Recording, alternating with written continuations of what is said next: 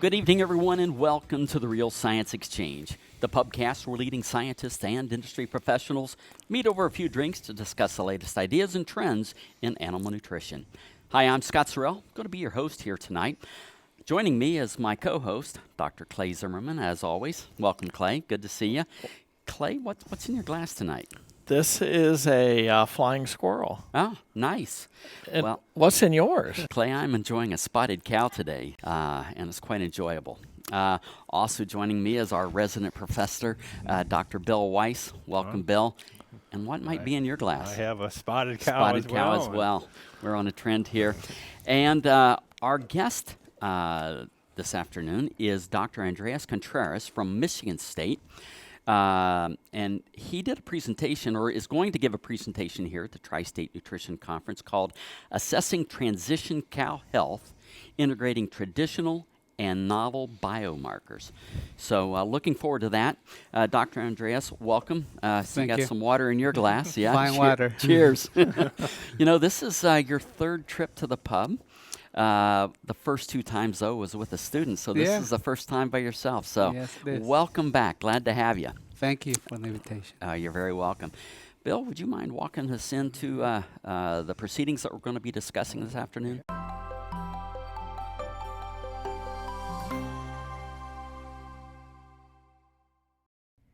New research is changing everything we thought we knew about choline's impact on the cow and her calf, and top scientists have a lot to say about it. They are presenting new research that supports choline as a required nutrient to optimize milk production, choline as a required nutrient to support a healthy transition, choline as a required nutrient to improve calf health and growth, and choline as a required nutrient to increase colostrum quantity. This new research is solidifying choline's role as a required nutrient for essentially every cow, regardless of health status, milk production level, or body condition score. Learn more about the science that is changing the game and the choline source that is making it happen. Reassure precision-release choline from Balchem. Visit balchem.com/scientistsay to learn more.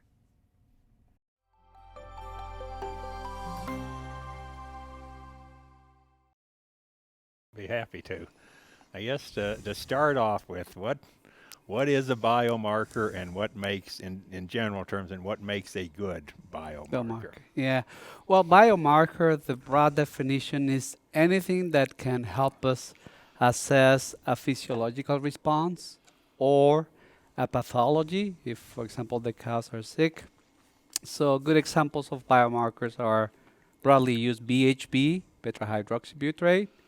It tells us the levels of beta-hydroxybutyrate, tells us the degree of fat mobilization in the cow. The same with the NEFAs. So those are usually chemicals that we can measure in the blood and can help us identify any problems or any physiological responses in the cows. That's a broad definition. Okay. And they'd have to be, be applied. They'd have to be commercial. The assays have to be commercially available and at a reasonable cost as well. I mean, there's the research biomarkers, but then the what we could eventually apply. Yeah, the way I actually structured this presentation, I divided the biomarkers in three broad areas. The ones that we can actually measure in the office, just looking at her records. Good examples are, how many DAs did we have this month?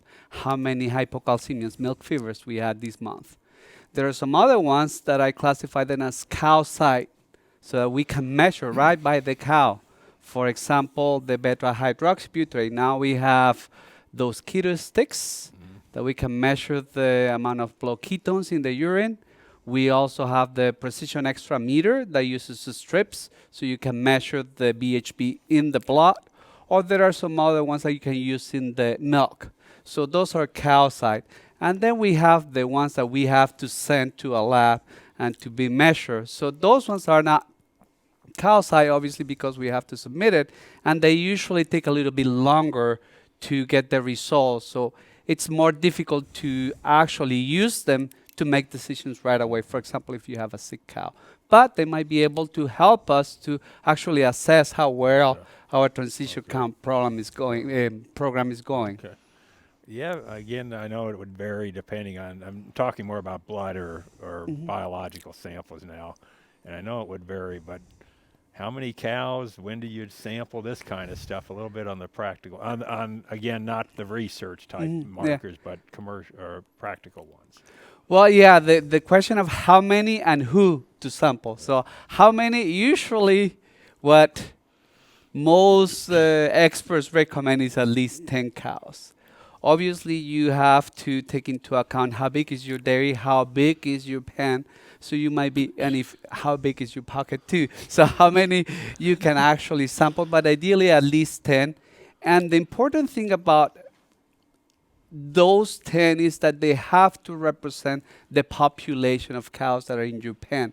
So if you have a pen that's composed of cows that are a third first lactation, a third second lactation, and a third fourth lactation or more, those cows that you select, they have to reflect the composition to make it actually a good picture of the entire cohort of the entire pen that you have.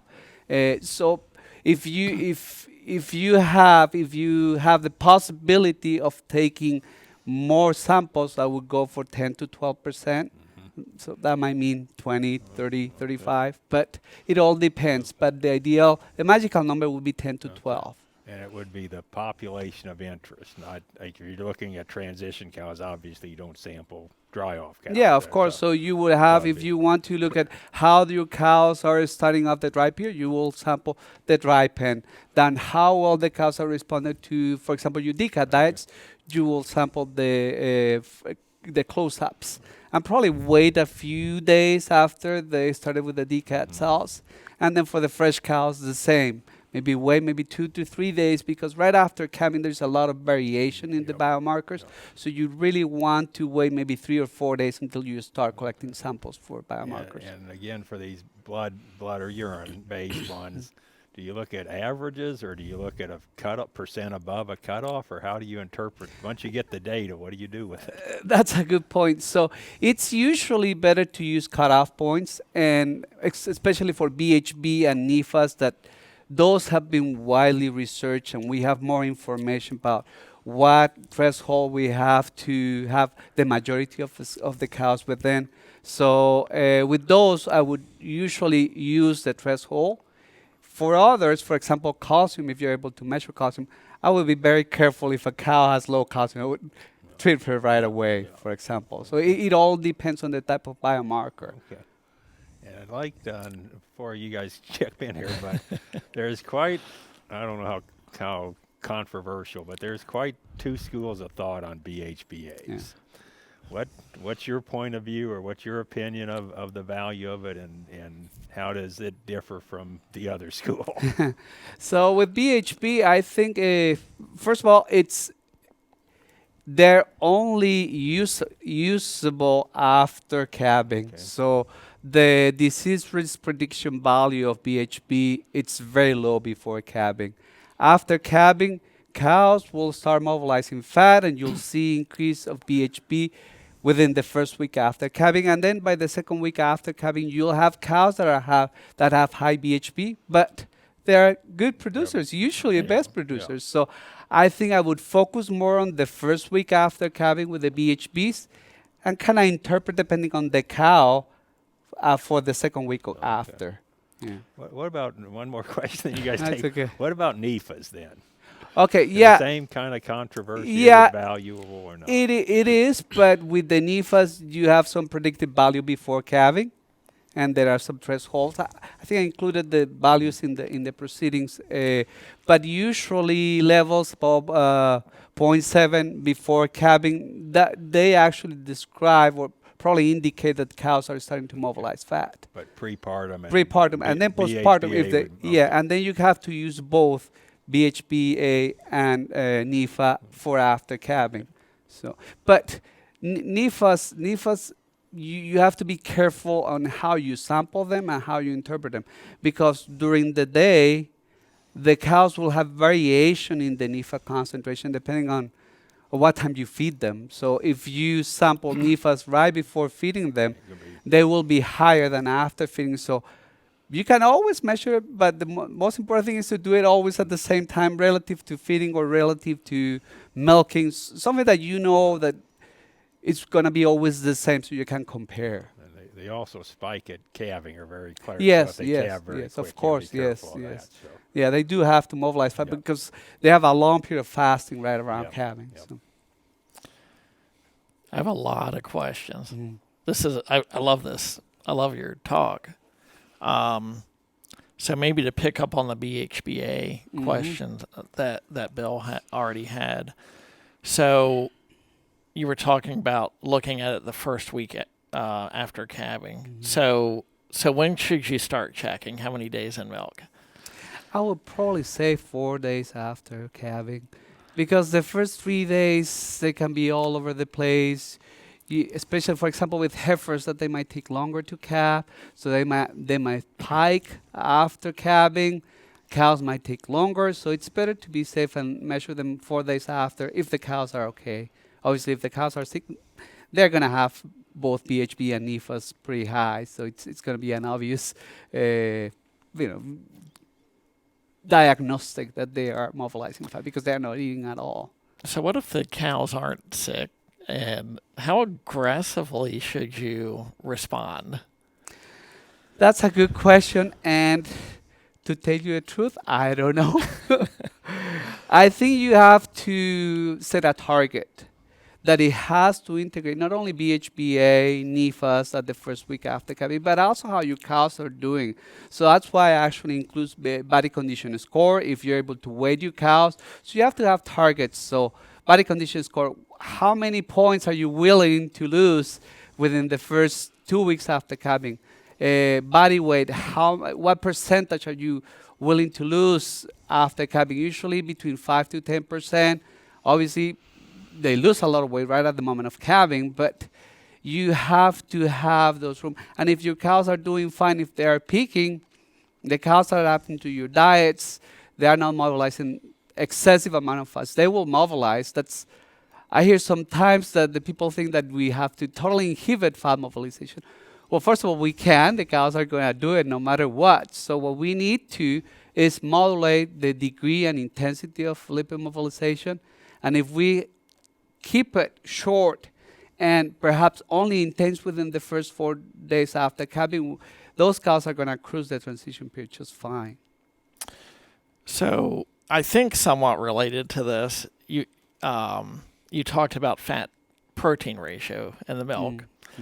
Now, fundamentally, we've increased the milk fat content in the U.S., right? We average over 4% milk fat now.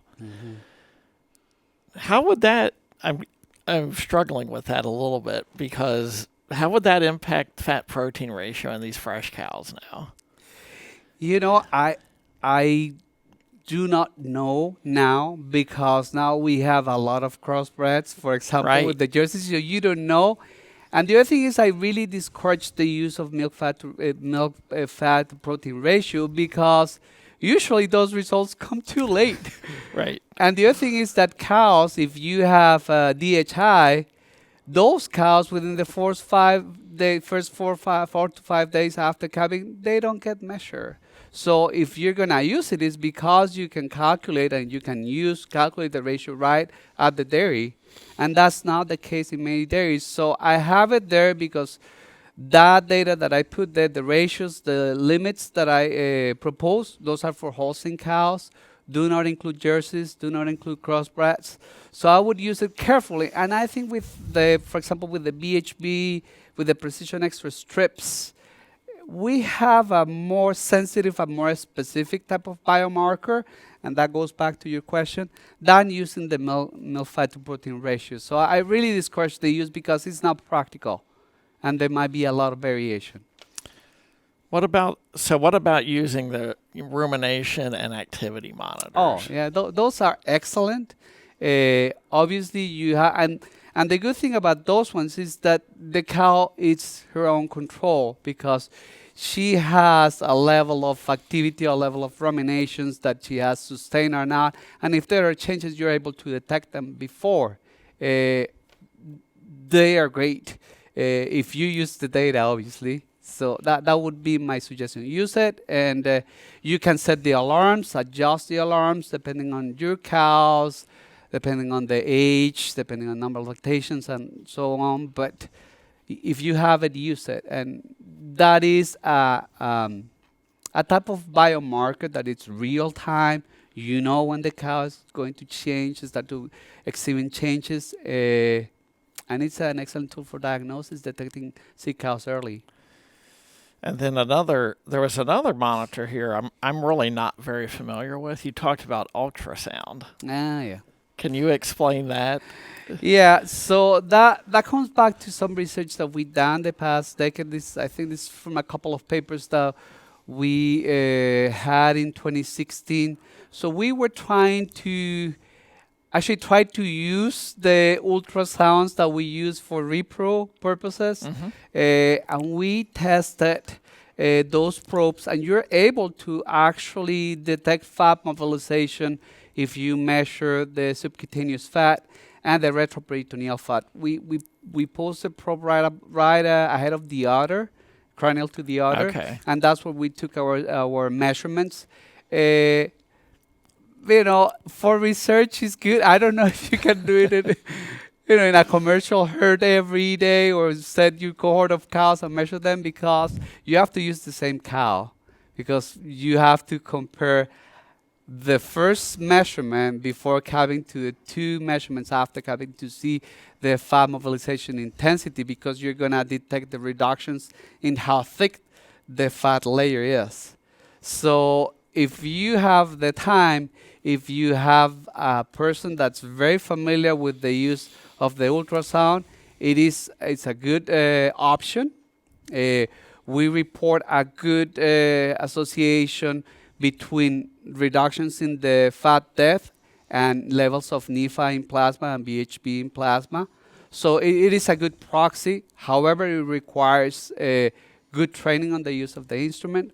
And if you want to assess muscle breakdown, the probes that you use for repro do not work, because you really need depth, because you need to measure the whole mass of the muscle that you want to select to monitor. So with the probes that we use for repro, you can only measure the fat. You cannot go deeper. So you really need to buy those big, expensive probes that are used in the beef industry to measure the ribeye and all the different muscles that they measure. Those are required for that part, but so you will not be able to use with the simple linear probe that we use for repro purposes in dairies.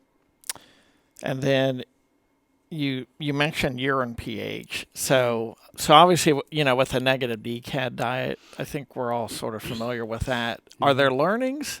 I'm curious, are there learnings from urine pH if you're not on a negative DCAD diet? It's very difficult to find a dairy that does not use DCAD. At least for us, we have not been able to, because we need some controls and we cannot find them. So the thing is to try to stay above 6.2, because below 6.2, the calcium mobilization starts to be reduced. And if you reach to 5, cows will not mobilize calcium, and actually you might be inducing metabolic acidosis. Not the compensated metabolic acidosis that we want when we feed DCAD diets, but the actual bad one. So what we're finding is that perhaps we need to start looking at the urine pH after calving, because everybody measures the pH before calving, but after calving, we expect to see some changes, obviously, because we are feeding alkalinizing diets. So we expect the pH to go up. But the cows that are going to be sick, that are at higher risk, their pH will not increase as much. And I'm going to show some data tomorrow where we see that cows that are going to, or that have clinical ketosis, their pH is already elevated above 7 because they're on an alkalinizing diet, but it's not as high as the cows that are healthy. So it might be important to start measuring the the urine pH after calving, and there might be another biomarker that we have right there. It's very cheap to measure, and it can give us a lot of information. Because when cows are mobilizing a lot of fat, they tend to decrease the pH because BHB, it will acidify. It's an acid. The BHBs are acids. So they will tend to lower the pH, and the cows will start to compensate. And you'll see compensated metabolic acidosis in postpartum cows that have clinical ketosis. So in a normal lactating cow, the urine pH is 8 to 8.25, right? Yeah, it can range right from 7.3 up to 8.2. It depends a lot of the diet. For example, if you're feeding sodium bicarb, for example, to actually prevent SARA, you might see the pH to increase. Dr. Contreras, you outlined 3 different kinds of biomarkers, the third being where you actually send the samples away. Can you kind of maybe characterize what kind of samples and what you're measuring on the ones that you send away? And then does it ever make sense to bring that capability in-house? Well, it all depends on what you're targeting. So if you have a transition cow, she's going to experience several types of adaptations. One is lipid mobilization to address negative energy balance. She's going to start mobilizing skeletal muscle to address negative protein or negative amino acid balance and some other nutrients. She's going to start to mobilize calcium to actually compensate for the calcium loss. She's going to experience some oxidative stress because she's generating more energy, and generating energy actually generates reactive oxygen species that might induce oxidative stress. So you want to target biomarkers that actually reflect the intensity of those adaptation mechanisms. So for example, with lipid mobilization, you usually measure NEFA because not all the producers have a plate reader, so technically NEFAs have to be submitted to a lab. If you want to measure oxidative stress, you usually measure the antioxidant capacity and the reactive oxygen species. If you want to measure amino acid movement, you can actually measure different biomarkers in the urine. Or if you want to measure, for example, inflammation, you can measure the acute phase proteins. So those are the major areas where you want to measure certain biomarkers to see the intensity of those adaptations. So there are some biomarkers that are more characterized for each type of adaptation. For example, with inflammation, acute phase proteins are very well characterized. We have good references for albumin, good reference limits for aptoglobin. For oxidative stress, we have ROS and we have antioxidants. We also have isoprostans. I'm going to touch upon a little bit tomorrow. Isoprostans are the gold standard biomarker for oxidative stress. They are generated by the action of reactive oxygen species on different polyunsaturated fatty acids, and they stay in the membrane so we can measure them afterwards and actually calculate the intensity of oxidative stress. So I cannot really give you a given set of biomarkers that must be measured. It depends on the nutritionist and the veterinarian, on the farm manager, to which one they want to target. If they have concerns about oxidative stress, they should measure biomarkers that are related to oxidative stress. If they are concerned about muscle breakdown, or if they are feeding a specific amino acids, perhaps they should measure those amino acids or some biomarkers of muscle breakdown. The same with NEFAs and lipid mobilization. Usually now we have one biomarker that we're starting to develop is called osteopontin. So osteopontin is a protein that's secreted by macrophages in the fat, and during extended lipolysis, extended periods of lipolysis, that is negative energy balance, there's going to be an influx of macrophages into the fat, and the more macrophages you have in the fat, the more osteopontin they secrete. So we are starting to measure osteopontin to see if we can actually quantify the degree of inflammation in the fat just by measuring osteopontin, which is easier than taking a fat sample and looking in, section it and looking into a microscope and see how many macrophages you have in there. So it would be a proxy for lipid mobilization related inflammation in the fat. So those are just some examples, but the thing is that we have a lot of options. We just probably need to decide on which ones to use depending on our area of concern, or where we are investing our money into certain interventions to actually help our cows transition well. So that's probably the guidelines to select what type of biomarker you want to measure, the ones that you have to submit samples to a lab. So I'm kind of thinking back or recalling a presentation that Dr. Lance Baumgart did, and I think in that presentation he'll tell you that many of the maladies that transition cow suffer is due to inflammation. So do you have a protocol or recommendation for measuring those acute phase proteins, and should it be done regularly? And if so, then what interventions might you prescribe? That's an excellent question, and actually it's a pretty broad question. I would measure inflammation within the first week after calving, after the parturition events have passed, so I would not measure before 4 days. I provide some range or reference values for the different acute phase proteins.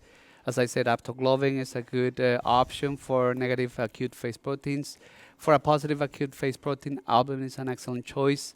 As long as you have a good panel of those acute phase proteins, you can follow and compare the different cohorts of cows as they calve. Depending on your definition of cohort, there are some herds that might have cohorts every week. If there's smaller herd, maybe the cohorts are every 2 weeks or every month. So if you can compare how the dynamics of those acute phase proteins occur throughout the year, you might be able to actually start to detect if you're having issues in the close-ups because those proteins are starting to spike. Yeah, makes sense.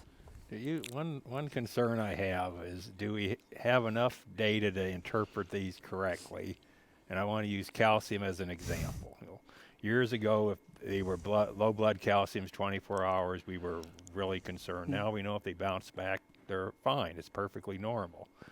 So do we know enough so that we don't start interventions that we shouldn't be doing? In other words, a BHBA is high at 2 weeks, but it's fine. But we start changing things when we really shouldn't have. I don't think hardly any biomarker has good assessment of the risk prediction value. We probably can count it with the hand. It's BHB, NEFAs, and perhaps calcium, maybe ionized calcium. I think beyond those, we don't have enough data to actually be able to start making decisions without putting into context the herd where you are and the region where you are. So that's why I really emphasize that if you want to actually have a management program for transition cows, you have to use your own data from your herd, or at least if you're a consultant, if you see many herds, you have to kind of try to use values from the herds that you are seeing. So that would be my advice. We cannot rely on actual threshold values for biomarkers other than NEFAs, BHBs, or calcium. We just don't have the data. Do you think, again, let's stick with BHBA, should this be a routine test, or only if you're having problems, or when would you recommend initiating a protocol where this becomes where you start testing this? Because there's a cost associated with it, there's time, and a lot of things go into this. Well, I'm very pragmatic. So if you're not having problems, you should probably only do your cohort, your subsample of the cohorts. Maybe do 10 to 12 cows every 2 weeks. Using perhaps when you are having major changes in your diet, in your pre-calving diet, maybe that's when you need to assess how those cows are doing through the close-up and the fresh. But if you have a pretty steady management hive with a pretty steady flow of ingredients that are very similar in quality, maybe you can start to balance. It's very difficult because each herd is its own world. So if you really need to decide when is you need to intensify monitoring your cows. Mhm. Do you have some like if a farmer called you up, or nutritionist, do you have kind of a checklist where you'd say, okay, this is wrong, this is wrong, you ought to initiate some blood sampling or something for BHBA or any of these biomarkers? Yeah, I would start with the herd records. If you see a spike in transition cow problems, let's say DA, milk fevers, that's when you Okay. well you don't need to look at your fresh cows. You need to look at your close-up cows, but that's what's coming. Okay. So and then maybe you start to look at logs of what happened during the weekend. Did the DCAT diet? Everybody forgot to put it in. So those are the usual mistakes. And then I would start, but actually measuring before calving. Okay. That's really important because we tend to focus too much on the fresh cows. Really, we should focus all the time on the close-ups because those are the accidents waiting to Where- happen where the in 1 or problem 2 weeks. starts. Yeah. Okay. So I really like the table that you put in there, the reference table. Mm. You listed hemoglobin. So if hemoglobin is out of that range, what is that telling you? We listed hemoglobin because we are recently in the lab. We started to use blood analyzer, a handheld blood analyzer. I don't know if you're familiar with the point of care product by Abbott. Sorry, I was I allowed to say the brand here or not? Anyways, they're broadly used in hospitals. They're broadly used in animal hospital too. And those ones usually come in cartridges. And the cartridges, you can load an amount of blood. It varies depending on the cartridge. And it gives you a readout of different biomarkers, all the blood gases. So it's a good option when you're assessing how well your DCATs are doing beyond urine pH. It's more exact. Actually measures ionized calcium, glucose. And it gives you a readout of hemoglobin. So that's why we included the reference values. Again, those have not been validated as a risk predictors. So I cannot give you a range of when to be considered or not because it probably wouldn't be useful. But it's more important to look on the ones that we already have information, and those include the blood pH, the ionized calcium levels, glucose levels, especially if you have cows post-calving, and I complement that with the BHB measurements. So that would be an ideal set of cow-side biomarkers that you can measure 1 week after calving. Would include the BHB using the Precision Extra. If you have the point of care handheld device, you could use some of those cartridges as some outputs that include calcium and blood pH and acid-base status, and the urine pH. I think we're trying to build something that we can use that's very affordable right at the farms before you need to submit any samples to a lab or a diagnostic lab or a nutritional lab. Are there biomarkers we can measure that would indicate we're having excessive protein catabolism? Yeah, you can measure those creatinine, and there are other markers in the urine that you can measure. Yeah. Actually, there's a nice review by Jackie Berman, probably 2-3 years ago, and she really lists all the different biomarkers that you could use for muscle breakdown. I'm not an expert on muscle metabolism. Yep. I'm more on the fat side, but that's an excellent reference for the audience if they want to look into it. And then the image biomarker, the ultrasound, if you have that available, you can really see and measure how the muscle starts to lose mass. That's the transition period progresses. So I think the last item you listed in that table was liver functionality index. Can you speak to that for a minute? Yeah, well, obviously the liver is the metabolic machine, and there are some studies from the Italian group, and they actually developed the liver index. So they have different metabolites, and I describe them in the proceedings, and they have an equation that develop, and actually that gives you liver index function, and you can adjust. But again, you need to send those to a lab. They're usually very expensive. Each test is about $30, so it adds up. And to help you diagnose, maybe you don't need to go that far to actually measure all the AST, ALT, and all the different hepatic enzymes. If your problem maybe is in the close-ups and you want to measure it before it happens. So it's more, those ones are usually more used for research purposes, but I think for practical purposes, maybe we could limit those a little bit more to the cow side and very specific, for example, the acute phase proteins that are well characterized, and they're usually easier to run when you submit those samples to a diagnostic lab.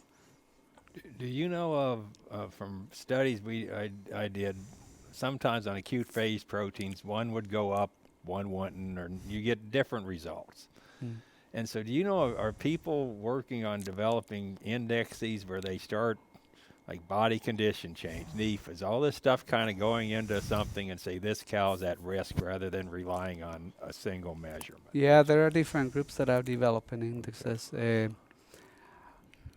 I cannot speak to the actual risk prediction value of those indexes because not everybody is using them. So the applicability of those indexes to a herd that's located in a different region to where those were developed, that might change the predictive risk. But those are, and as we have more information coming, for example, I talk a little bit about the milk BHB that now it's available in some robotic milkers to actually measure BHB in line.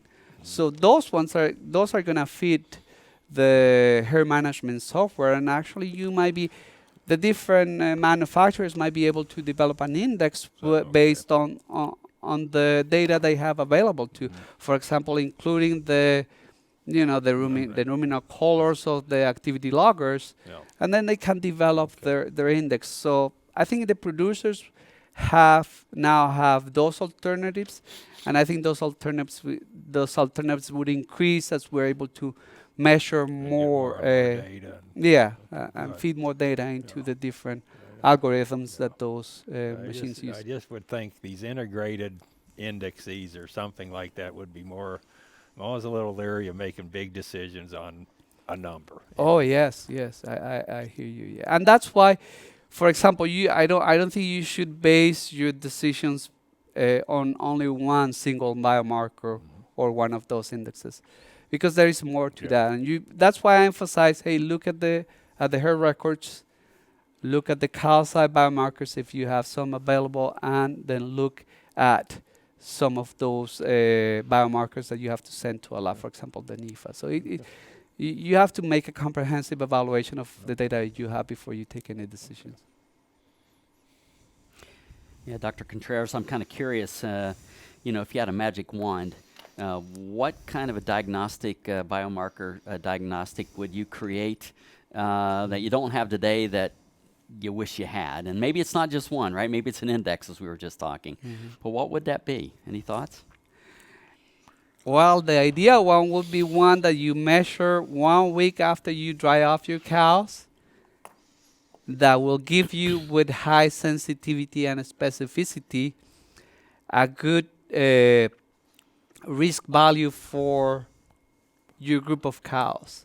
So for example, cows that were dry off on the 1st of September, on the 7th of September, you measure this magic biomarker, and it tells you that with high specificity and high sensitivity, that maybe 20 to 25% of your cows are gonna are at a higher risk of having an issue during the transition period.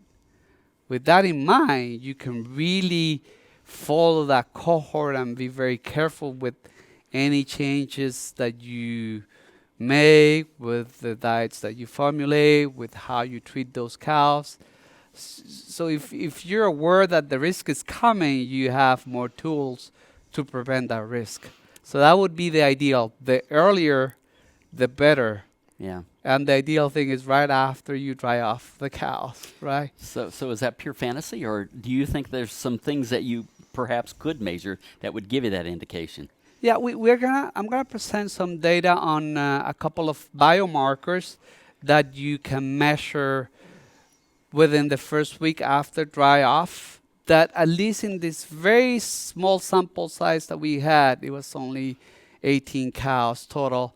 We saw that 2 oxylipins, so oxidized fatty acids, that increase in cows that had actually a healthy event after calving, and those were linoleic acid derived oxylipids. So, and I'm going to talk about those tomorrow. And we had a paper out in 2022 by one of our students, Ashley Putnam, and there we in the Journal of Dairy Science, and then we described those linoleic acid derived oxylipids as possible candidates.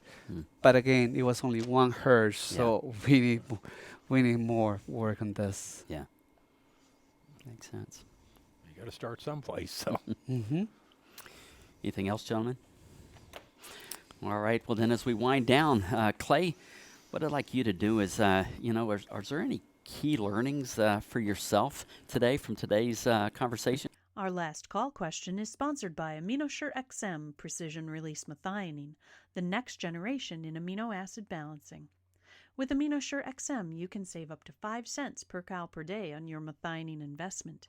Try it today and receive an additional 2.5 cents per cow per day savings with Balchem's limited time rebate offer. Contact your Balchem representative to learn more. I think there will be a lot of interest in this talk tomorrow. Yeah. I think you're probably last on the whole program for that reason.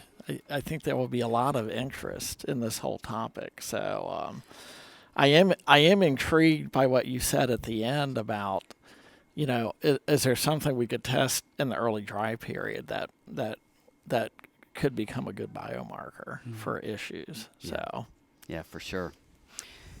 Bill, any key takeaways for practicing nutritionists that you would want to share from this talk? One, there's a lot of more biomarkers than what I would consider a biomarker. So I've learned the definition is a lot broader than I thought. A lot of these are very applicable to a farm. They can measure them easily, some less so. And I think the integration of multiple at least 2, but multiple biomarkers to help make decisions, I think is in this paper quite well. Yeah. Excellent. And Andreas, you're going to give a presentation tomorrow, and I'm sure at the end you're going to have some take-home messages. What might those be for the audience? Actually, you summarized those very well, right? So you cannot rely on a single biomarker. You need to start early, but the idea would be in the dry period, but I know that's going to be very difficult. But ideally, at least a few days after cows go into a close-up, start measuring those biomarkers early if you have the availability. Use the cow-side biomarkers. I think now we have more affordable biomarkers, such as the BHBA. Body condition score is important. If you can measure it in the cohort of cows, it says a lot. If you have the possibility of weighing your cows, weigh your cows. If you weigh them at the same time, at the same day, every week, you'll get good data there. There's not as much variability as you might think of. We do that all the time in our dairy over at MSU. And then approach the transition cow problems in a very comprehensive way using all the biomarkers and the herd records that you have at your hand. Yeah. So that's That's probably that we've been doing for all these years, and we'll continue to do that. That's not gonna change. Yeah, no, great guidance. Gentlemen, this has been a good one. I appreciate your participation. Dr. Contreras, thank you for joining us once again for your third time. Have to have you back for a fourth. To our loyal audience, just thank you so much for joining us once again. We hope you learned something. We hope you had some fun, and we hope to see you next time here at the Real Science Exchange, where it's always happy hour and you're always among friends. We'd love to hear your comments or ideas for topics and guests. So please reach out via email to anh.marketing@balchem.com with any suggestions, and we'll work hard to add them to the schedule. Don't forget to leave a 5-star rating on your way out. You can request your Real Science Exchange t-shirt in just a few easy steps. Just like or subscribe to the Real Science Exchange and send us a screenshot along with your address and t-shirt size to anh.marketing@balchem.com. Balchem's Real Science Lecture Series of webinars continues with ruminant-focused topics on the first Tuesday of every month, monogastric-focused topics on the second Tuesday of each month, and quarterly topics for the companion animal segment. Visit balchem.com/realscience to see the latest schedule and to register for upcoming webinars.